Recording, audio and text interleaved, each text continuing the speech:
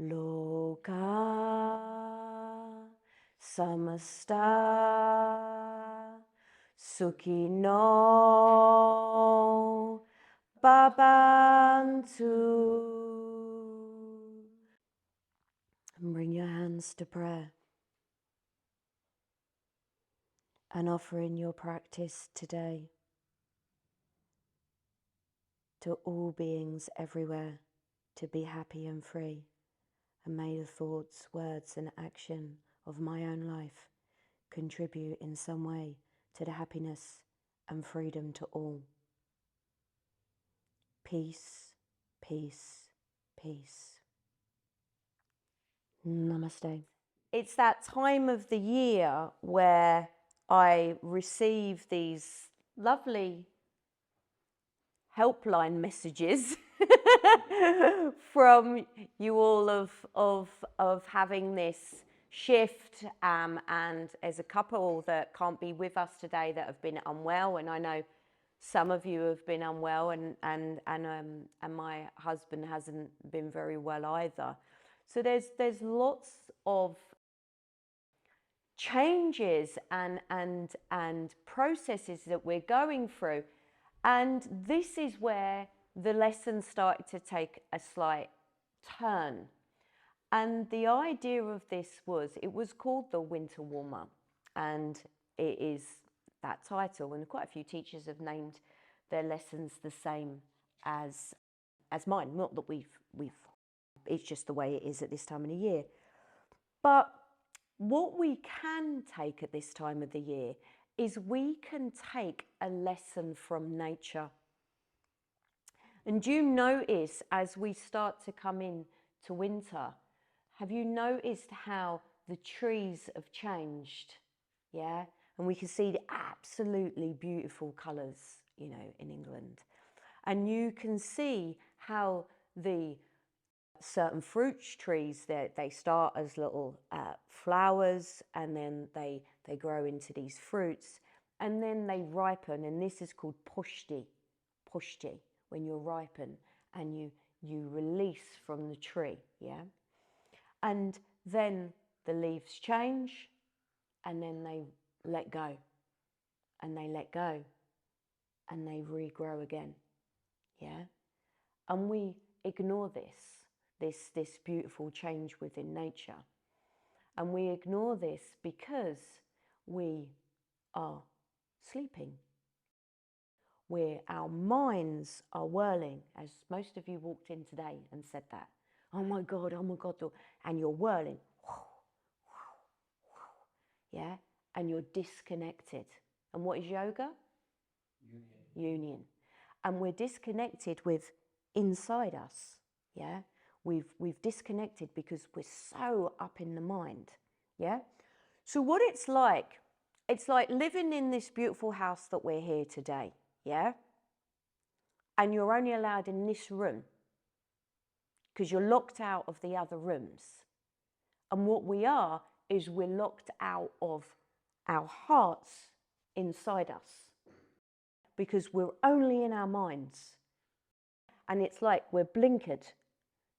We're like this. And what we're going to do today is we're going to try and reconnect with our body. So we're going to go through the chakra system today. And we're going to waken up this word called Kundalini. Do you heard of this word? So Kundalini is our consciousness. And we're going to wake up the energy, and we're going to take it all the way through our chakra system. And as we take it through this chakra system, we're going to wake up each part of our body, and then we start to reconnect. And when we become disconnected, when we go through this process of being disconnected and just up in our minds, we take this lesson from nature and we start to let go of some of our old habits.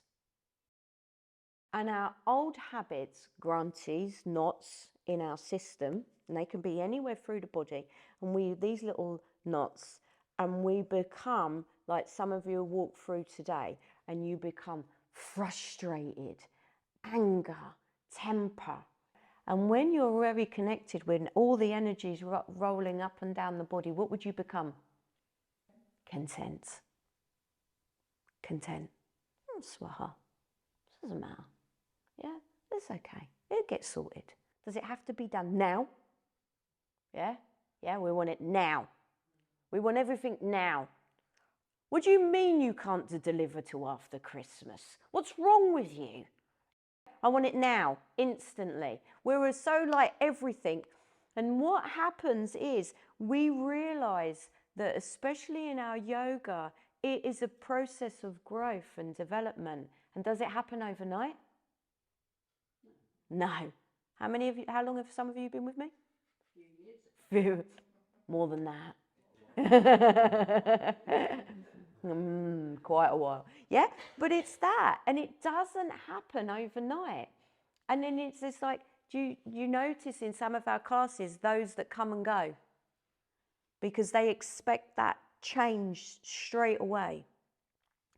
So if we want to change our habits and our grooves that we fall into, this is a process of learning and learning to let go.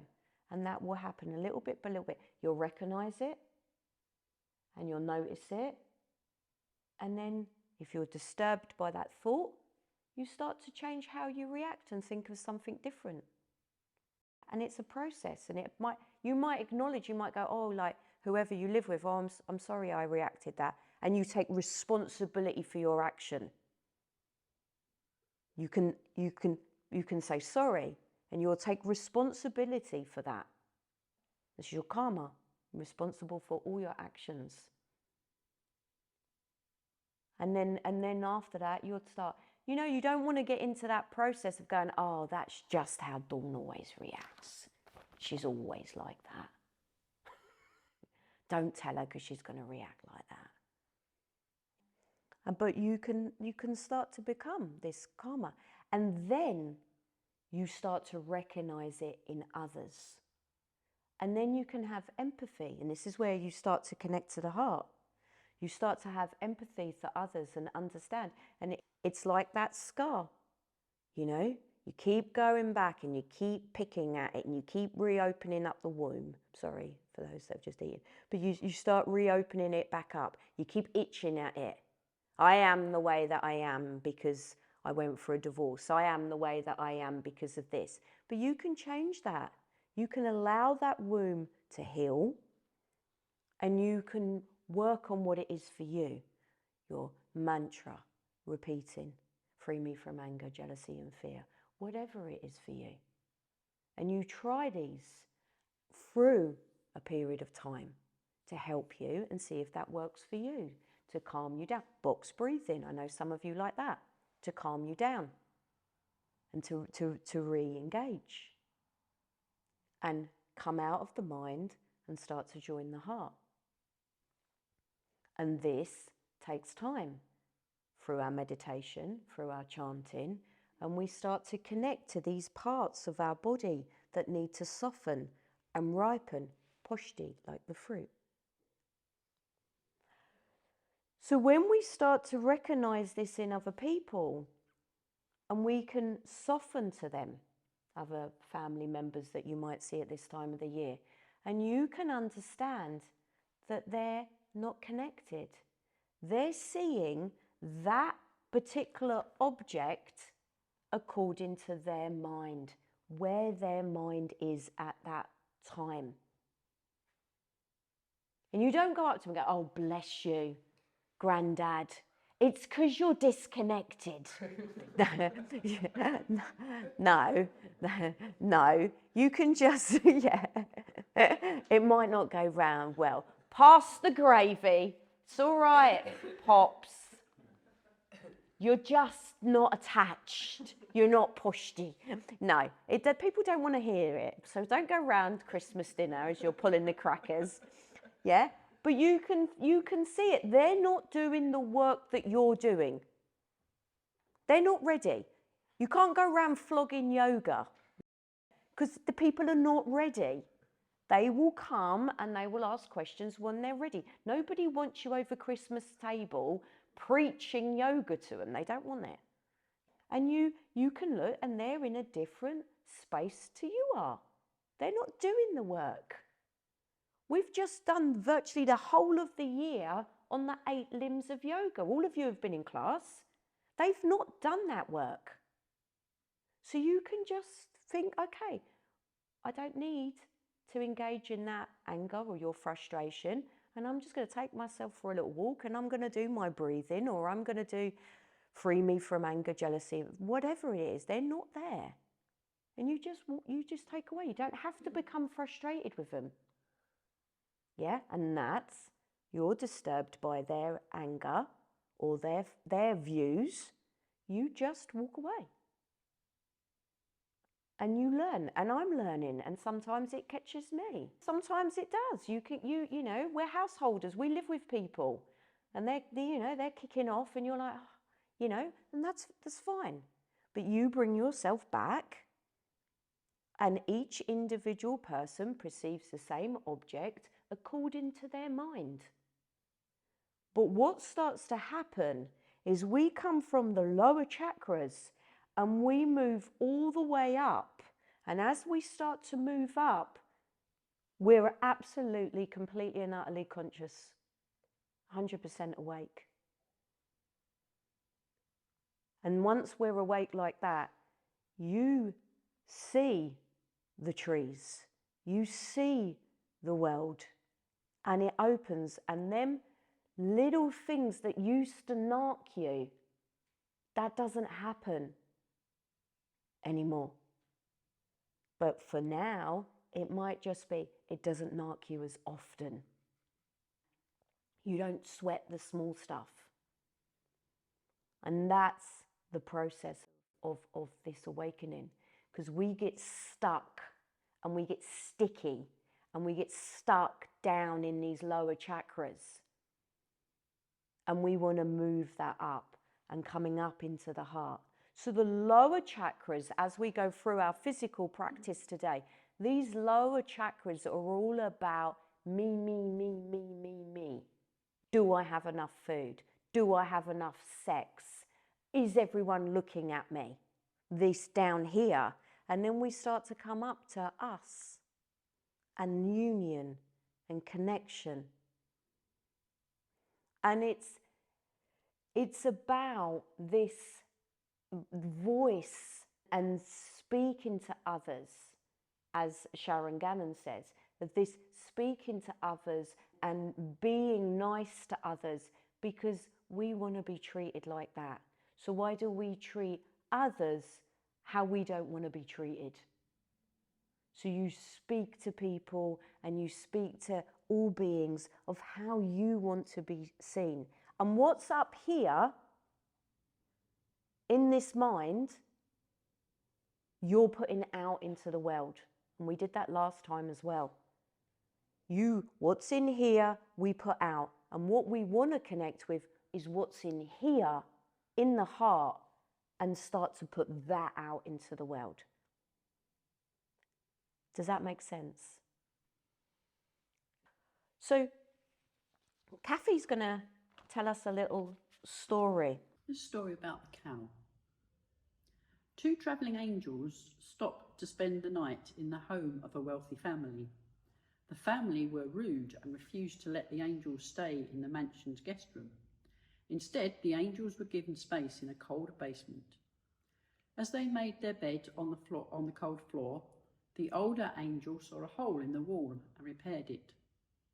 When the younger angel asked why, the older angel replied, "Things aren't always what they seem."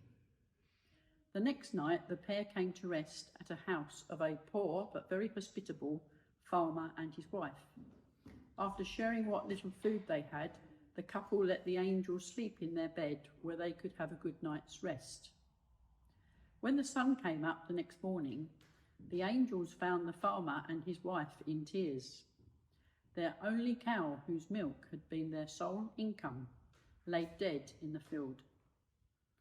The younger angel was infuriated and asked the older angel, "How could you have let this happen? The first man had everything and you helped him out. The second family had little but were willing to share everything and you let the cow die. Things aren't always what they seem," the older angels replied. "When we stayed in the basement of the mansion, I noticed there was gold stored in the hole in the wall.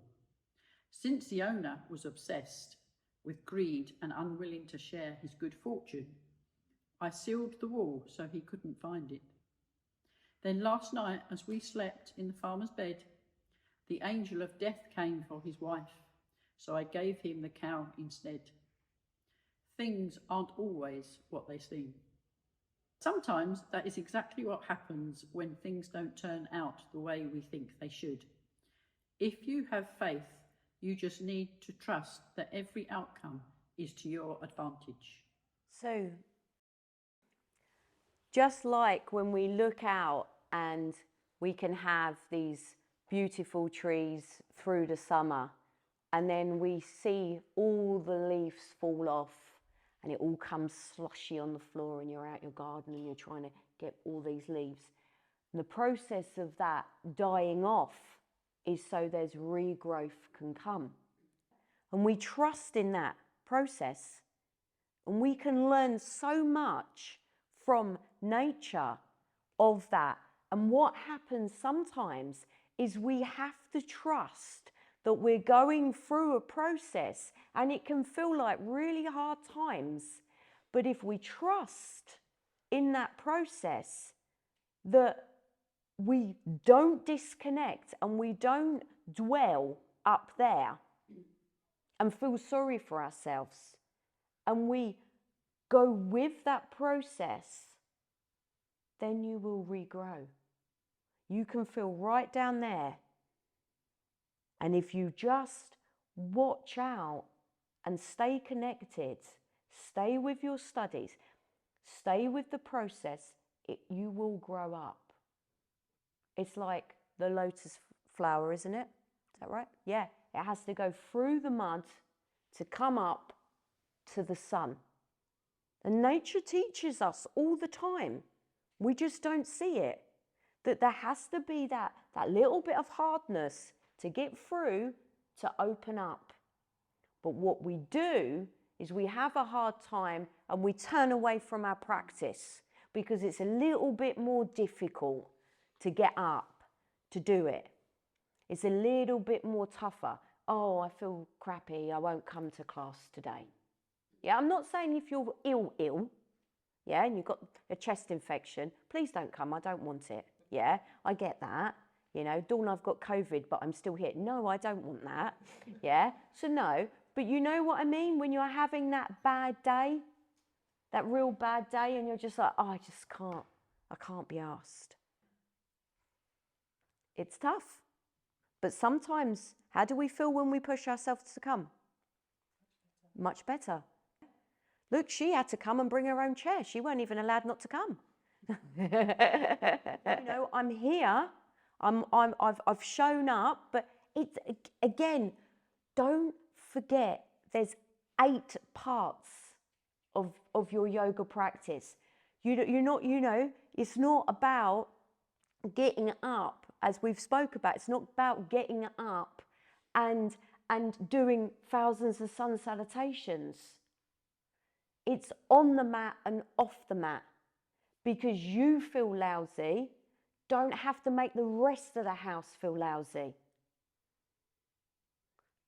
Because you're feeling moody and frustrated doesn't mean that you have the right to and that's taking responsibility for your actions. You don't have to take it out on everyone else. And if we allow this awakening state, and when you stay open to the process, then it will come, you know. And as you know, using Kathy as an example, that we've adapted some of the lesson because her knee has been sore. We've adapted some of the lesson on the chair. There's a way if you want to keep pushing through that mud. Otherwise, don't. And dwell down in the lower chakras. And this is where, as I said, it's that dross that dwells inside you. That's what I say. It's not always comfortable.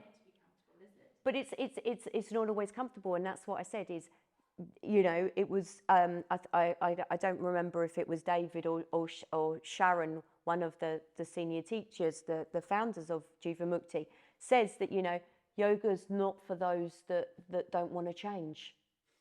But I don't think it's even a process of change. I think it's a process of reminding you or remembering who you are. Because some of these knots, some of this garbage that we're carrying is not even ours. It's not even ours. It's like that, as you say, it's like that cleansing out and then really rediscovering who you are. It's that reconnection with who you are. And it doesn't mean that you're a pushover, but there's a softening to you. You can have compassion for others. And you can look at them and you know, and they'll be like, you know, as Brian says with his job, they're all up in your face and they're all angry at you. And they're all like, and then they're all up in your face. But it's like, it's got nothing to do with you, why they're being like that. And you're taking their energy and you're taking it personally. But it's got nothing to do with you. It might be their second cousin, third removed, has got cancer. And you're just there. And they're just offloading. And when you realise that, there's a kind of softening to you. Because you're like, it's got nothing, this is nothing to do with me. Do you remember the present? The story I told in class the other day? The story about Buddha and the present? It's like, here's a gift for you. And if you don't want to accept that gift, who does the gift belong to you? It comes back to you. So when you realise that if you don't take that person's anger and you go off and you go and wash up in the kitchen or put the dishwasher on and you're like, free me from anger, jealousy and fear, or you go through your chakra, lum, vum, rum, just to yourself, not out loud over Christmas dinner, lum, rum, yum, yeah. Your parents think you're really enjoying the Brussels sprouts, yum, yum, yum, yeah. It's not like, but you can repeat it in your mind. You don't even have to say it out loud. And it's that flowing, getting everything and letting it go. Breathe in, let, breathe out, go. And this is when you take note of what nature's doing and you connect with inside you. Namaste.